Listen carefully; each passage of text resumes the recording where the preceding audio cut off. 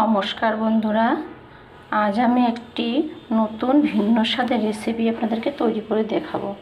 এই দেখুন, একটা চাল কুমড়ো নিয়েছি। এই চাল কুমড়োটাকে দিয়ে আমি চাল কুমড়োর মিষ্টি তৈরি করে দেখাচ্ছি। তো প্রথমে আমি চাল কুমড়োটাকে আগে কেটে ধুয়ে কুড়নির সাহায্যে কুড়ে নিচ্ছি। এই দেখুন বন্ধুরা, এইভাবে কেটে ছুলে নিয়েছি, মাঝখানে বীজটা ফেলে দিয়েছি। এবার আমি কুড়নির সাহায্যে কুড়ে নেব। এদিকে আমি একটা কড়া বসে দিয়েছি, এর মধ্যে আমি 1 বাটি দুধ এর মধ্যে দিয়ে দিচ্ছি। এটা জাল দিয়ে শুকিয়ে নেব কিছুক্ষণ। এই দেখুন, কুড়ে নেওয়ার পর আমি এরকম নেটের সাহায্যে এটাকে নিয়েছি।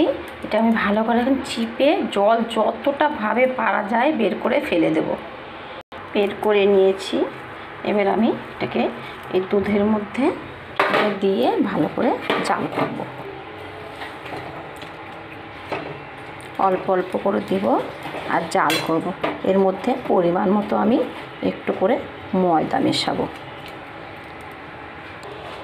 অল্প অল্প করে ময়দার মধ্যে মিশিয়ে দিচ্ছি, দিয়ে একটা ডো তৈরি করে নেব আমি।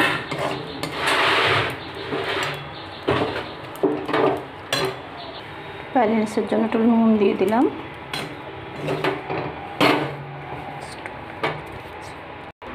এটা একটা পাত্রের মধ্যে আমি একটু তেল মেখে এটাকে নামিয়ে নিয়েছি। এটাকে ভালো করে এখন মাখবো।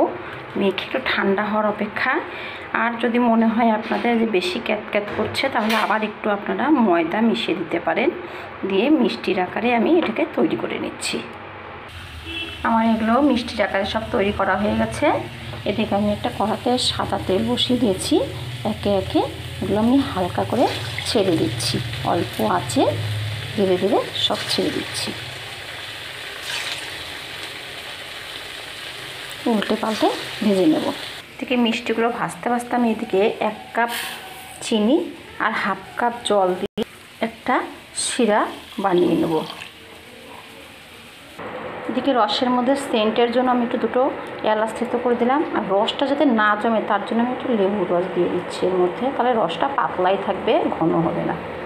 আর এদিকে আমার মিষ্টিগুলো ভাজা হয়ে গেছে, দেখে মনে হচ্ছে চ্যাপটা হয়ে গেছে। আবার রসে দিলে পরে গোল গোল হয়ে যাবে। বড়াগুলো সব ভেজে, মিষ্টিগুলো সব ভেজে তুলে নিয়েছি। এর উপর দিয়ে আমি রসটাকে দিয়ে দিচ্ছি। দিয়ে আমি 10 মিনিট এটা এখন রেখে দেবো এইভাবেই।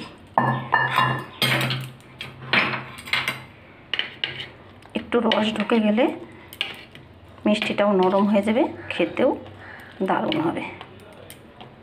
আমি এটাকে রেখে দিচ্ছি 10 মিনিটের জন্য। 10 মিনিট পরে ফিরে এলাম। একটা তুলে আপনাদেরকে দেখাই দিচ্ছি। দেখুন কি সুন্দর নরম তুলতুলে হয়েছে, খেতেও অপূর্ব হয়েছে। আপনারা বাড়িতে ট্রাই করে দেখতে পারেন। ভিডিওটি ভালো লাগলে অবশ্যই লাইক এবং সাবস্ক্রাইব করে আমার পাশে থাকবেন। ধন্যবাদ।